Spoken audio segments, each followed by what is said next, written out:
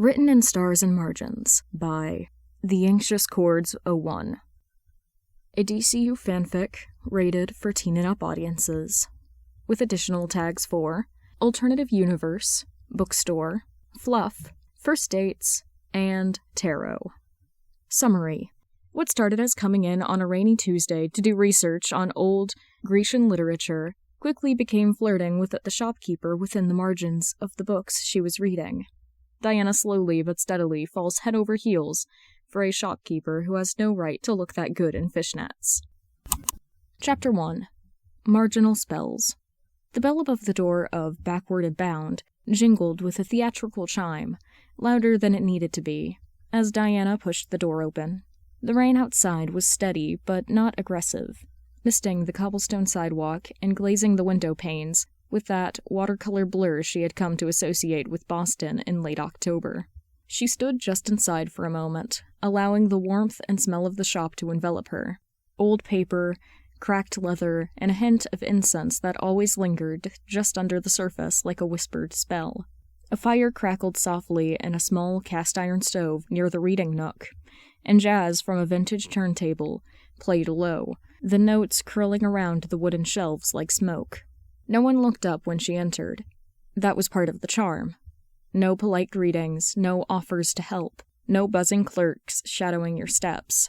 Just books, and her aisle. She walked slowly, tucking a wet strand of dark hair behind her ear, the wool of her coat damp at the collar. The back left corner of the shop was where she always went, squeezed between cultural anthropology and mythology, just beyond a rotating rack of faded pulp mysteries. The section was loosely labeled Occult Folklore and Comparative Belief Systems in spidery script on a brass plaque.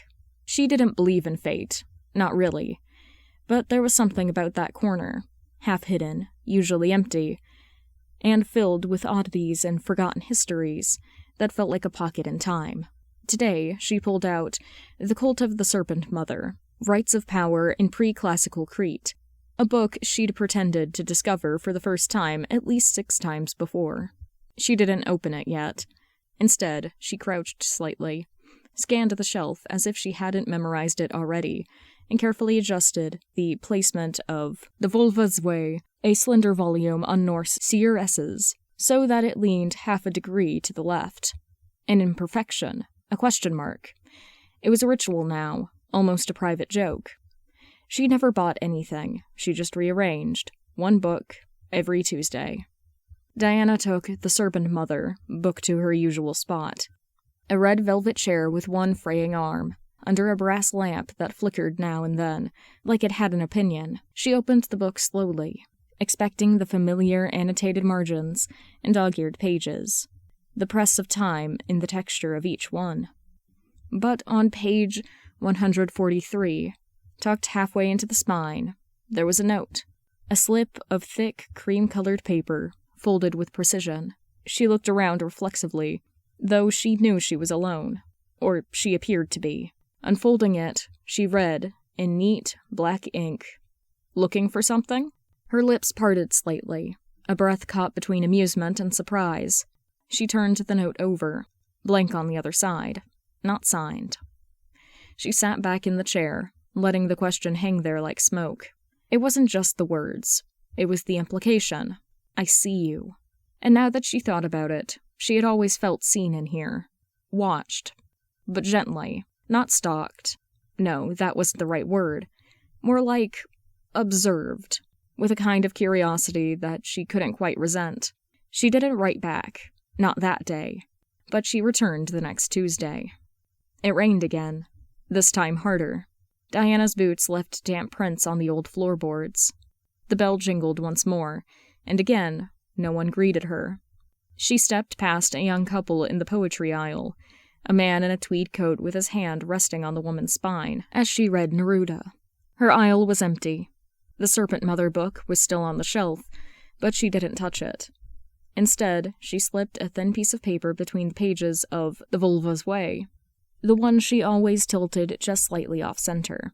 Her note, written in sharp, confident script, read, "Aren't we all?" She began to look forward to Tuesdays. Her studies were overwhelming, an endless carousel of papers, deadlines, arguments about authenticity, and interpretation. Her thesis advisor had told her she was a bit too enchanted with mystery, as if that were a flaw in someone studying the archaeology of lost civilizations. But Tuesdays were simple. They were ritual. They were increasingly filled with dialogue, through notes, through margins, through books left just slightly askew. Over the next few weeks, their exchanges grew bolder. One week, Diana found a response pinned delicately into the margins of a book on Babylonian star priests. "Do you believe in fate?" She circled it and wrote beside it, "No, but I'm open to being proven wrong." In The Secret History of Ephesus, another question. "Have you ever run away just to see if anyone would follow?" Diana underlined it. Yes, once. They didn't. Some weeks, the notes were playful. Book recommendations slipped between pages, small poems scrawled into fly leaves. Once, Diana found a candy wrapper neatly folded into the shape of a heart, hidden in the spine of a treatise on Egyptian funerary rites. She hadn't seen her. Not properly. Not until the 5th week. It was the Tuesday before Halloween. The shop had changed in subtle ways. Small pumpkins lined the windowsills, and a string of amber lights twisted through the railings of the staircase that led up to the storage loft. Someone had carved a pentagram into a gourd and set it behind the register like a challenge. Diana had just set her coat on the back of her chair when she saw her, behind the counter. She must have been there the whole time. She wasn't what Diana had imagined, and somehow exactly what she had imagined. Long, dark hair, almost black, falling in loose waves. A tailored black vest over a crisp white shirt. Suspenders. A pair of wire-rimmed glasses that made her look like she belonged in a different century. She was reading, but when Diana looked over, she met her eyes. Bright, mischievous. Diana froze. Just a half second. Just long enough to feel it. Recognition. The woman tilted her head and smiled. Not like a shopkeeper. Like someone who had just caught you drawing hearts in your math homework. And then she went back to her book. Diana sat down, pulse quickened. Was that her, the one who'd been writing? She spent the next hour pretending to read divine feminine archetypes in the Hellenistic world, but she didn't absorb a word of it. When she left, she tucked a note into the shelf where the book on star priests used to be. "You have very sharp handwriting, and very sharp eyes." In mid-November, they were speaking entire conversations in annotations. Still, she didn't know the girl's name. But she was funny, irreverent, and obsessed with linguistic play. One margin note simply read, "Ever notice how spells and spelling are the same word?" Diana replied, "Ever noticed how history and story are too?" And then, one Tuesday, tucked into ritual architecture of the Bronze Age, was a folded napkin, lightly scented with clove. Scrawled across it, in that same confident hand, "Are you ever going to ask me my name?" Diana wrote on the back, "Would you tell me if I did?" She returned the napkin to the book and left it just slightly askew, though she still never got a straight answer from the endless notes. The first snowfall came early. Boston's trees still held on to a few stubborn leaves. Red gold stragglers clung to the rain-slicked branches. Diana stood outside the shop longer than usual, watching her breath curl into the air like steam. Inside, the lights were dimmer. The jazz was gone, replaced with something softer. A voice and piano. Her aisle was empty, but there was a book waiting on the red chair. It wasn't one from the shelf. It was blank. A notebook. Leather-bound. Black with a thin blue ribbon. A note was tucked into the cover. "For you, if you ever want to stop borrowing margins." Then, beneath it, smaller, "Come upstairs next week, if you're ready." No signature. Just that same familiar handwriting. Diana smiled. It was Tuesday, meaning she had a week. Chapter 2. Emma. The notebook sat untouched on her desk all week. Diana had turned it over in her hands too many times to count. Its leather was soft, worn at the corners like it had been used before, but the pages inside were clean, empty, waiting. She thought about that invitation. Come upstairs next week. as if it had been scrawled not in ink, but in fire. And now it was Tuesday again. Rain again, of course. Boston seemed to have only 2 moods in November: storm or fog. She didn't mind. She liked the feeling of stepping inside, backward and bound, with damp hair and a cold nose, only to be warmed by the low light and shelves that smelled like stories. The shop was quiet when she entered, the kind of quiet that buzzed slightly around the edges. Her boots squeaked once on the floor and then fell silent. The fire was going, but there was no music this time. Just the creak of wood underfoot and the distant ticking of a clock she had never managed to find. Her aisle was empty. She didn't go to it. Instead, she turned to the back staircase, the one corded off by a thick velvet rope with a hand-painted sign: staff only. Trespassers may be hexed. Diana touched the rope with 2 fingers, considering. It wasn't like her to accept invitations from strangers, especially ones written on cream stationery and hidden in arcane literature. And yet, the invitation hadn't felt like a threat. It felt inevitable. She ducked under the rope. The stairs creaked under her boots. The rain had dried on her coat during the walk over, but her hair was still a little damp at the ends, coiled near her collar. She paused at the top step, hand hovering near the door, which stood just barely ajar. She knocked. A pause, then a voice, low, amused. "Come in?" The room on the other side smelled like clove and something citrusy. Bergamot, maybe, and was filled with soft lamplight. It wasn't what she expected. Or, maybe, it was exactly what she expected. Books everywhere, some shelved, many not. Bundles of dried herbs hung near the window. A low record player spun something piano-heavy and melancholic. Crystals in small dishes reflected light like trapped stars. A teacup, steaming gently, sat on a rack of tarot books. And her. She was curled in an oversized armchair, knees drawn up under her, notebook in her lap. She looked up slowly, like she'd been expecting her all day. "You made it," she said. Diana stepped inside and closed the door behind her. "Wasn't sure if I would." "But you did." "I'm curious," Diana said, glancing around the room. "And, maybe, a little reckless." The woman smiled. "Lucky me."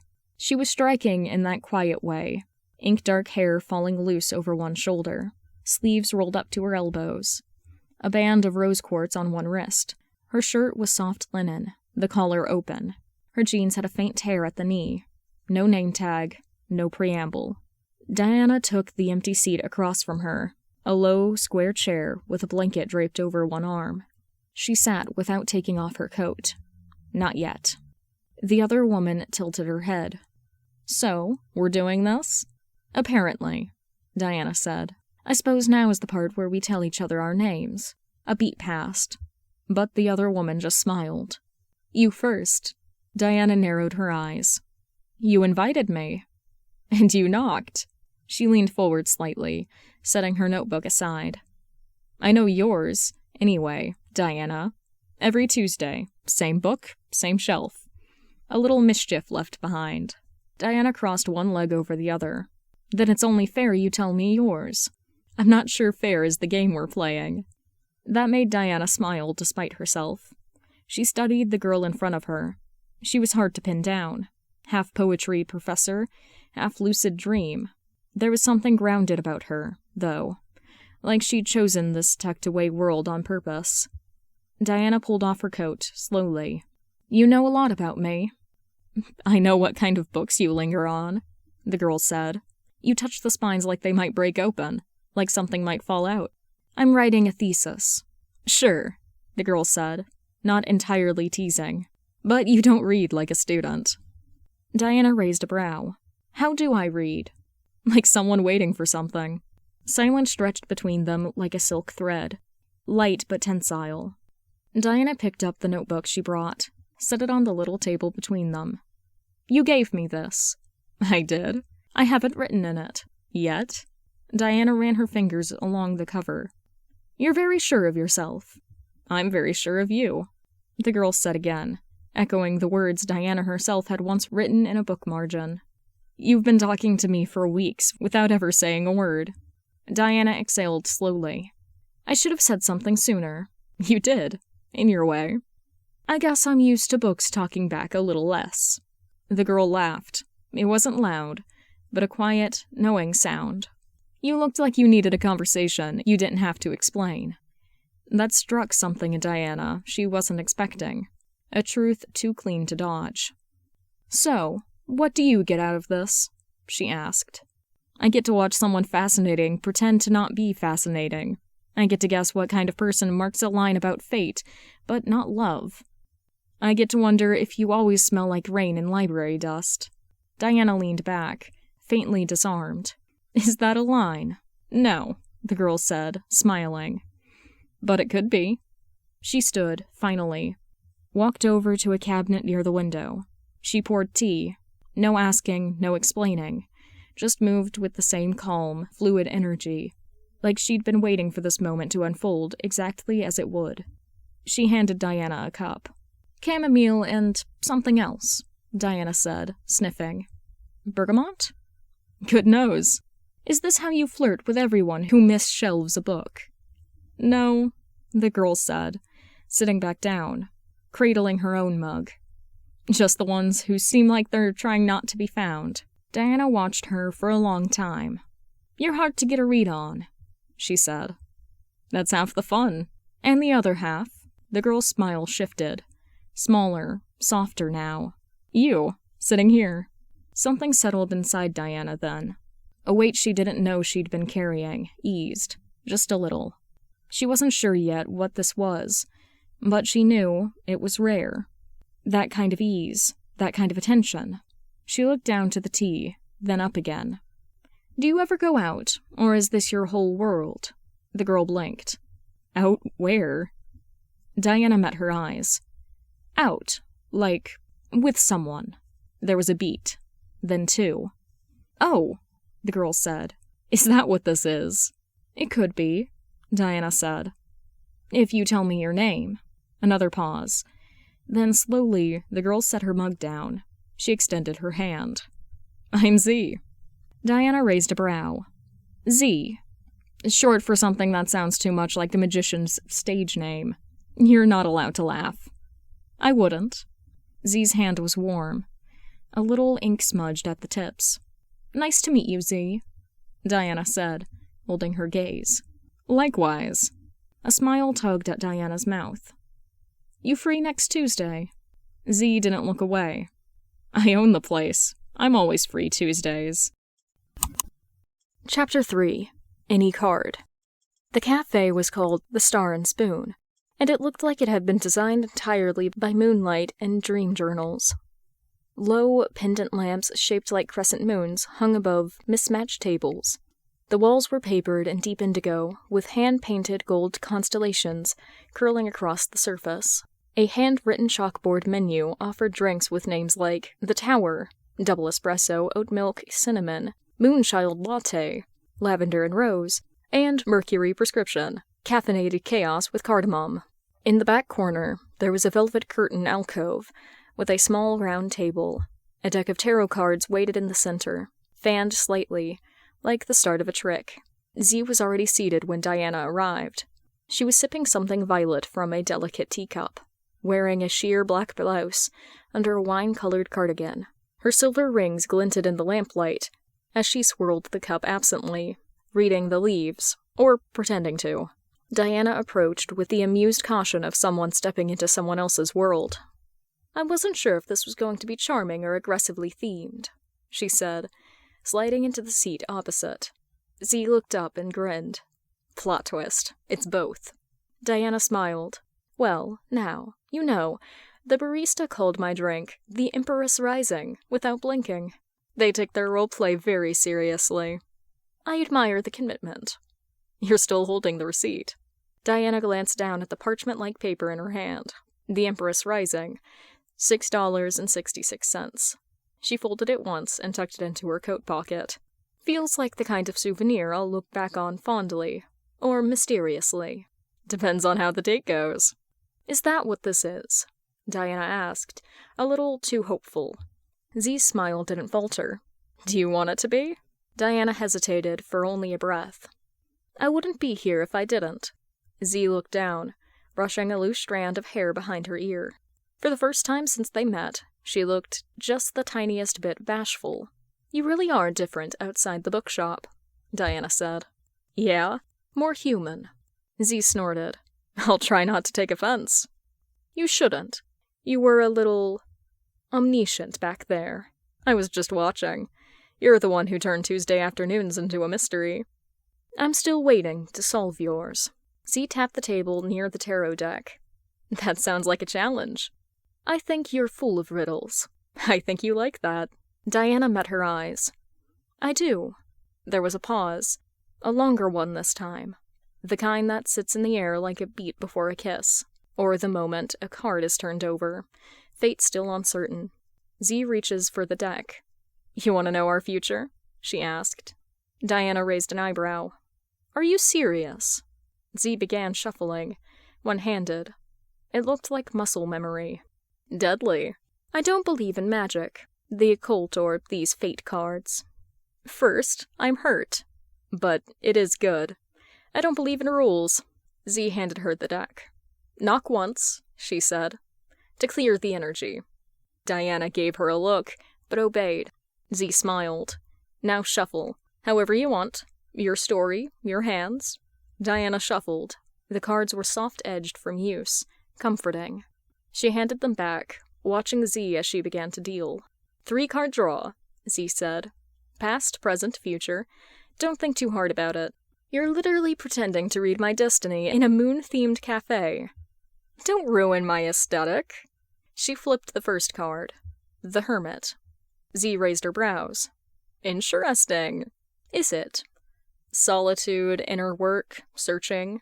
Classic thesis energy? Or heartbreak? Possibly both. Diana tried not to flinch.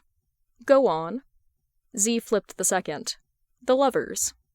Diana's breath caught. She did not know why. Z smirked. Now we're getting somewhere. What's it mean?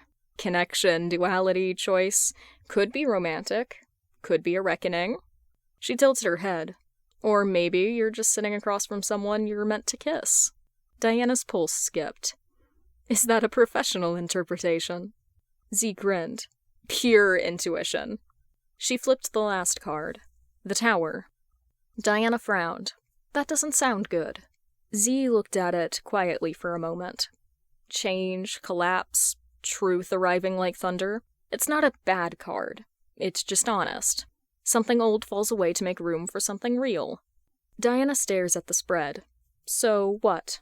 I'm a lonely academic on the brink of a dramatic life shift because of some cosmic girl in a cardigan. Z's smile faltered, then softened. Maybe not because of it. Maybe with. Diana leaned back, watching her. You've done this before. Z shrugged. Maybe. On dates? Z looked up. You're the first I've wanted to impress. That did something to Diana she wasn't prepared for. It made her feel cracked open. Like the Tower card, maybe. A little unstable. A lot seen. She picked up The Lovers, turning it in her hand. So, you're just Z? Z froze slightly. Just for a second. Diana noticed. I mean, Diana said, voice gentler now. If it's a secret identity thing, I understand. Some magical hero, fighting monsters and demons. Z sipped her tea. It's just complicated. You own a bookshop and drink moon lattes. How complicated could your name be? Z looked down at the cards, gathering them slowly. My name is a bit of a burden, she said after a moment. My dad had a flair for performance. I didn't inherit that gene so much as survive it. That sounds like a story, Diana said, tilting her head. It's one I don't tell often. Diana hesitated, then reached across the table, just touching the edge of Z's hand. You don't have to tell me, she said softly, but I'd like to know you. Z looked at her, really looked at her. Then she turned her hand under Diana's and laced their fingers together, resting them between the cards. I'll trade you, she said. For what? Your middle name. Diana laughed. That's barely a secret. Still, Z said. Fair's fair. Diana hesitated, then smiled. Diana Antiope. Z blinked. Antiope? It's Greek. My mother is really into mythology. Z nodded slowly, like tucking it away in some hidden corner of her mind. That's beautiful. Your turn. Z held her gaze. Zatanna, she said finally. Zatanna Zatara. Diana blinked. You weren't joking. Nope. That's your real name. Unfortunately. Z. Zatanna groaned. I know. I sound like I fell out of a circus. I hated it growing up. Still kinda do. Diana shook her head. No, I like it. Z looked up, surprised. You do? It suits you, Diana said. A little dramatic, a little mysterious, but real. Z looked at her, something unspoken hanging between them. Then she leaned in, just slightly.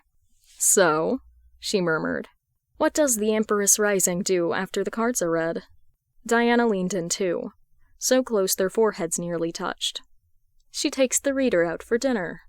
Z smiled. Someplace with fewer moons? Maybe, Diana said. Or maybe just someplace with you. Chapter 4. Spellbound. Backward and Bound had never looked like this before. The party was Zatanna's idea, her brainchild and her chaos.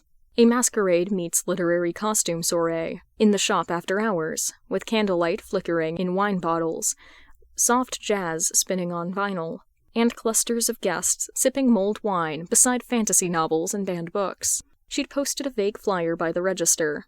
Come dressed as a character from your favorite story, real or imagined. Mystery reward. Diana had debated coming. She wasn't big on parties, or costumes, but curiosity had gotten the better of her, and when she stepped inside the shop, she immediately regretted none of it, because there, by the counter, laughing with one hand curled around a glass of red wine, was Z, wearing a magician's cloak that fit her like sin, fishnet tights hugging her legs, a black bustier beneath the jacket, white gloves tucked into one hand, a top hat cocked just slightly to the side. Her long hair spilled around her shoulders in glossy waves. Zatanna Zatara, down to the detail, without irony. Diana stared, not subtly. Z noticed. Of course she did. She looked up, slow as syrup, her gaze dragging over Diana in return, who was, in her defense, wearing a red and gold bodice, a deep blue skirt, slitted high on one side, golden cuffs on her wrists, and a crimson cloak slung around her shoulders. She hadn't meant to wear something like this, exactly. It had just happened. The pieces fell together. Or maybe she wanted Z to look at her like that. Z's mouth curled up at the corner, eyes glimmering. Well, she said, crossing the room to meet her. And here I thought I was being cheeky. You planned this, Diana said, still staring at her legs and the curve of her waist under the jacket, the confidence in her step. Planned what? Z asked innocently. My costume? Sure. Yours, however. I swear I didn't mean to entice you. Z's eyes sparkled. Oh, I believe you. Fate's got a thing for theatrics. I noticed. Z tilted her head. You're still staring. I'm trying not to, Diana said, voice low. Don't. Z whispered back, her smile a wicked curve of pleasure. I like it. The party moved around them, people in cloaks, crowns, horns, wings, pirate coats, and glitter masks. Someone played a moody cover of Tainted Love on an old piano, but all of that blurred. Diana only saw her. You clean up well, Professor, Z murmured. I'm not a professor. Yet, Z said, eyes drifting down. God help your students if you ever dress up like that. Diana laughed softly. God help you if you ever keep looking at me like that. Z bit her bottom lip, clearly fighting back something between a smirk and a sigh. You're dangerous when you're confident, she said. And you, Diana said, are still wearing fishnets. I'm a committed hostess. You're going to kill me. Z leaned in, lips just beside Diana's ear. Not before dessert. The party winded down around midnight. The candles were half melted. The record player had moved on to jazz and rain sounds, and a few stragglers lingered with spiced cider in their cups.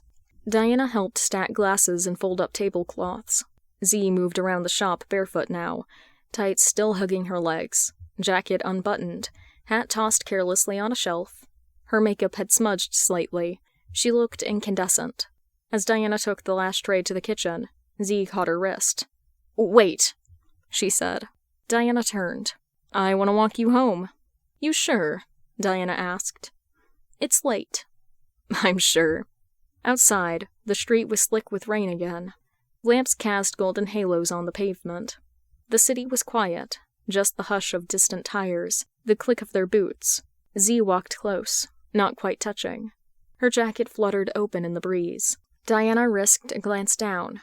Fishnets, again, full view, muscular thighs. "I swear," she muttered, half under her breath. "You're doing this on purpose." Z looked over, all innocence. "Doing what?" Diana didn't answer. They walked in charged silence. 1 block, 2. The chill kissed their cheeks. A gust blew Z's hair across her mouth, and Diana reached out instinctively, brushing it away, her fingers lingering on Z's jaw. Z looked up at her like a spell undone. When they reached the front stoop of Diana's apartment, neither spoke for a second. Diana turned, the door behind her. Z stood 1 step below, still watching her. "I had fun," Diana said. Z smiled, a little crooked now. "Me too. You throw a hell of a party." "I had the best view in the room." Diana exhaled a laugh, tilting her head. "Do you ever stop?" "Nope." "Good." There was a heartbeat where neither moved. Then Diana leaned in, just a fraction, her voice low. "You gonna kiss me, Z?" Z's breath caught. "Do you want me to?" "I've wanted you all night." Z reached up then, gloved fingers grazing Diana's collarbone. "Then I really should." And then she kissed her. It wasn't tentative. It wasn't testing. It was everything the past few weeks have been building towards. All the notes and books, all the gazes, all the evenings filled with wanting but not touching. Z kissed like she'd already memorized Diana's face, and Diana kissed back like she was starving. When Z pulled away, her lipstick was smudged. Diana stared at her, eyes heavy-lidded. "Jesus," Z whispered, blinking. "Okay, wow." Diana didn't speak. Instead, she slid one arm around Z's waist and lifted her.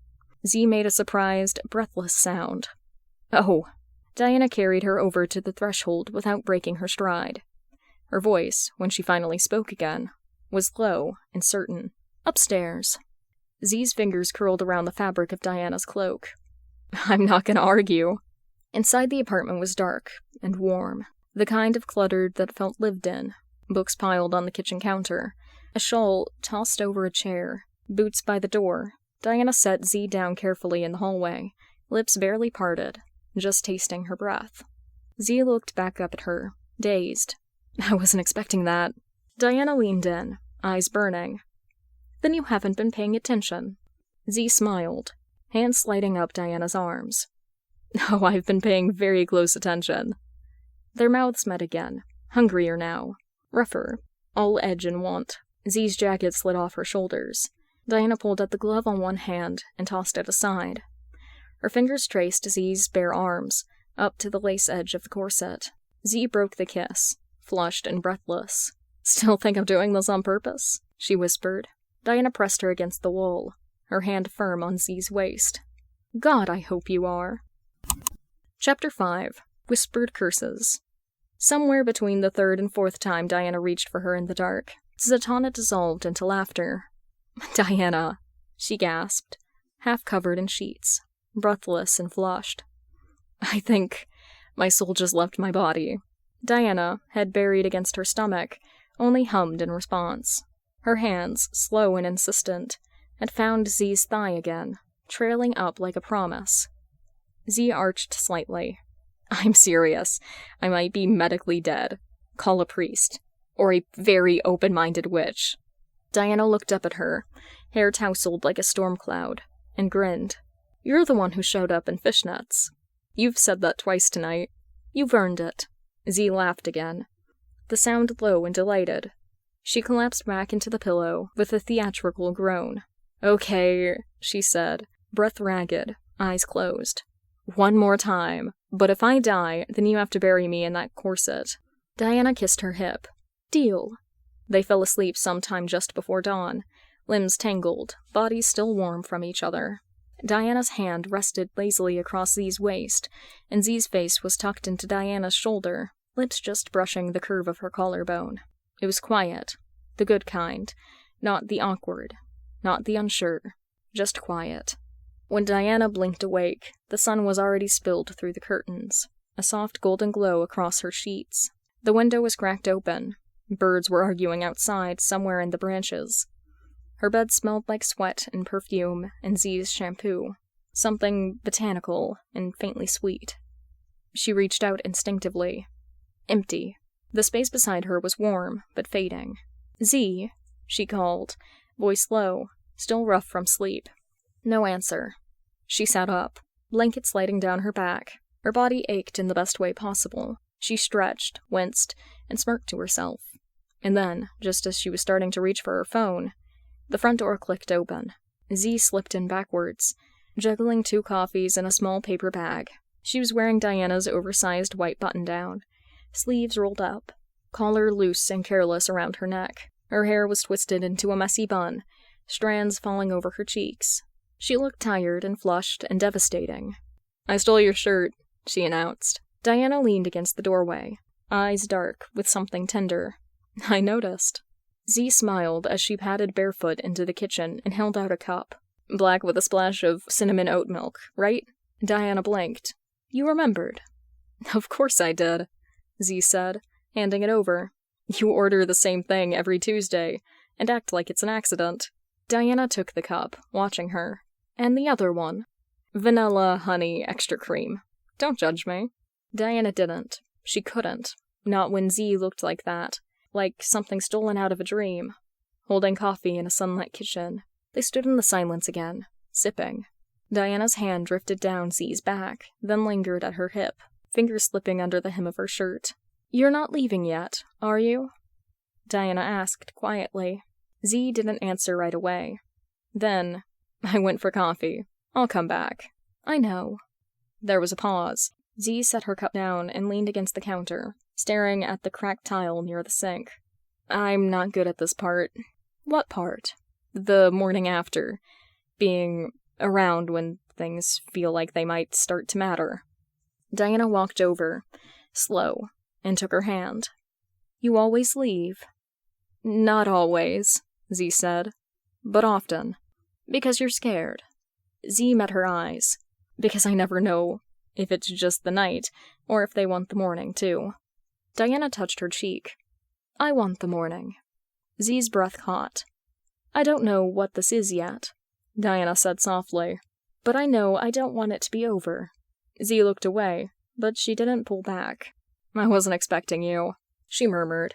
"Neither was I," Diana said. There was a silence between them, then, softer than the rest, the kind that sits in the edges of something real. Z leaned into her hand. Her eyes fluttering closed for a second.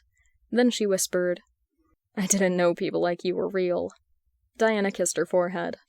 "I could say the same thing." They stood like that for a long time. The coffee cooled on the counter. The sun stretched further across the floor. Somewhere, a cat yowled from another apartment. And Z laughed. Really laughed, leaning into Diana's shoulder. Diana smiled into her hair. "You should stay." Z pulled back just enough to meet her eyes. "What if I do?" "Then," Diana said, brushing a thumb across Z's lips, "I'll make breakfast, and we can sit on the couch and pretend to not stare at each other. And later, we'll do it all again." Z smiled. "You sure you're not just after my fishnets?" Diana leaned in, mouth brushing her ear. "Next time," she whispered, "leave them on." Chapter 6. Witchy Ways. Diana was not, by nature, someone who dressed up. But Zatanna had a way of making things seem like quests instead of errands, desires instead of requests. She turned the everyday into enchantment, and somehow convinced Diana that a Saturday spent in medieval cosplay at a crowded fairground would be romantic, and, absurdly, she'd been right. So Diana found herself, on a bright, wind-stirred morning, standing at the entrance of the Massachusetts Renaissance Festival, half her hair woven into intricate war braids, a gleaming shield slung over one shoulder, and actual chainmail pressing into her collarbone.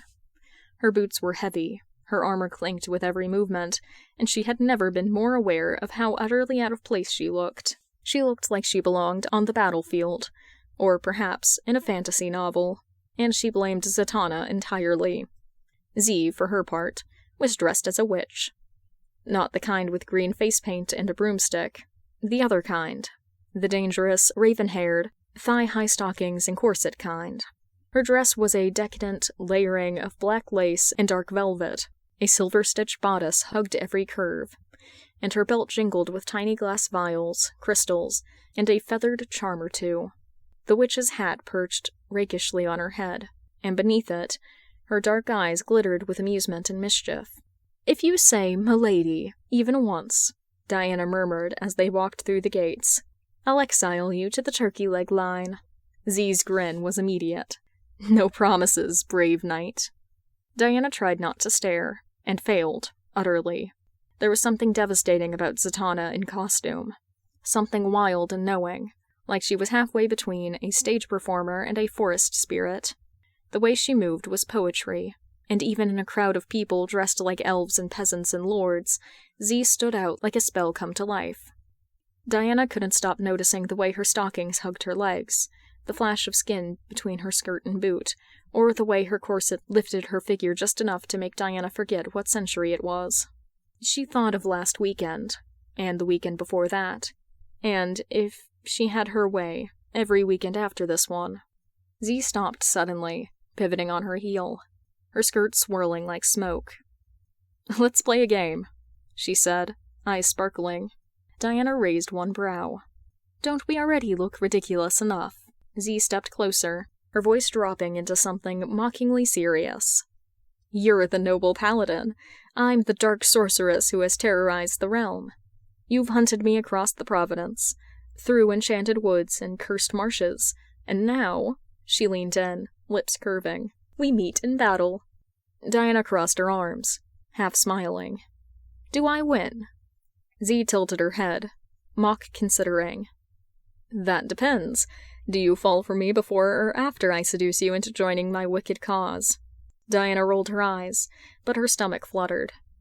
"Fine," she said, "but if anyone pulls out a camera, I'm moving to the Alps." "Fjords, Alps, wherever you flee, I'll find you," Z replied with a wink. They picked a quiet spot near the falconry demonstration, a little clearing tucked behind a cluster of merchant tents. Z climbed onto a wooden bench with theatrical grace, sweeping her arms up like wings, pretending to conjure dark clouds and hex the passing crowd. Diana laughed despite herself, approaching with shield raised and a determined glint in her eye. "Your reign of shadow ends here, witch." "You're too late, noble knight," Z purred, casting an invisible spell. "The land is already mine." "Then I will take it back." "Oh?" Z smirked. "With what army?" Diana took a step closer. "Just me."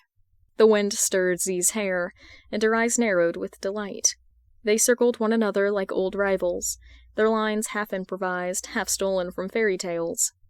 Diana was aware of the onlookers chuckling and watching from the distance, but she only had eyes for Z, her Z, with ink-dark lashes and a grin that dared her to forget her lines.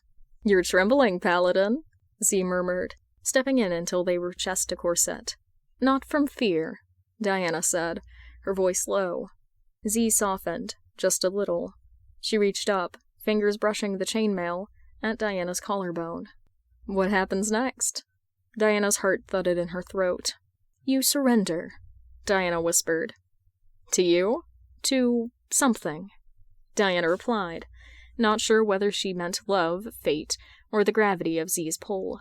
Z's hand slipped beneath the shield strap, pulling her close with theatrical flair. "Then take your prize, brave knight." Diana didn't kiss her right away. She let the moment stretch, memorizing the way the light dappled across Z's face, the way her lipstick caught the sun, the ridiculous plume on Diana's own helmet casting shadows on their joined silhouette. Then she bent, slowly, reverently, and kissed her. There were cheers and laughter from the nearby family with teens and elf ears. Diana broke the kiss, just long enough to flip them off. Z laughed into her mouth. When they finally pulled apart, breathless and flushed, Z reached up and adjusted the buckle on Diana's throat. "You know," she said, eyes sparkling, "this means war." Diana smiled. "Then I surrender." Z's fingers slid into hers. Their palms warmed despite the cool breeze. "We should disappear into the woods before I lose my willpower and unlace you in front of a merchant selling dragon plushies." Diana raised a brow. "You say that like it's a bad idea." Z giggled. "Come on, brave knight." They ended up behind the archery range, tucked away where moss grew thick beneath the trees. They sprawled on a fallen log, Diana leaning back, her armor clanking softly with every shift, while Z curled beside her, one leg draped over Diana's thigh. The late afternoon light poured gold through the leaves, softening every line between fantasy and reality. Z removed her hat and set it down gently, revealing tousled hair that smelled faintly of lavender and wood smoke. Her bare feet nudged Diana's greaves. "You're quiet," Z said, lifting her head to look at her. "For once?" Diana stared up through the canopy of leaves, the sunlight filtering down in long, dappled rays. Her heart felt too large for her chest. "I'm thinking," she said. Z propped her chin on Diana's shoulder. "Dangerous." "Zatanna." Z blinked at the sound of her full name. Her smile dimmed, just slightly, a softness replacing the flirtation. Diana turned her head to meet her eyes. "I love you." Z sat up, blinking in surprise. "I mean," Diana said, in this ridiculous get-up, with armor that pinches and hair that took 2 hours to braid, with you laughing like a maniac on a picnic bench and pretending to curse children. "I love you. I think I've been falling in love with you since you left that first note in the book aisle. Maybe even before." Z was still, her lips parted, her hand placed lightly on Diana's arm. "You realize," she said finally, her voice barely a whisper, "you just professed your love to a fake witch in public while wearing a 100-degree steel oven." Diana smiled, not blinking. "Fully aware. Still true." Z let out a breath, and then laughed, light and bubbling, and disbelieving. She leaned forward and kissed her again, this time with no performance, no script. Just them. Just truth. When they pulled apart, Z pressed her forehead to Diana's. "I love you too," she said. "Even when you clank." Diana let out a shaky laugh and wrapped her arms around her. The steel groaned. Z sighed happily into her neck. "Next year," Z murmured, "you're going as a bard. Only if you promise to enchant me again." Z grinned against her skin. "That was always the plan." Notes. I'm trying out some relationships for a larger DC project. Let me know what you think of the pairings, and what other stories and pairings you'd like to see. If you enjoyed this work, you can follow the link in the description to the author's original work. Leave them comments and kudos. If you enjoyed my reading, you can subscribe, or go down to the comments and tell me what else I should read. Thank you for listening. Hey, if you get to the end and you're confused about the chapter title of number 2, it's come in backwards.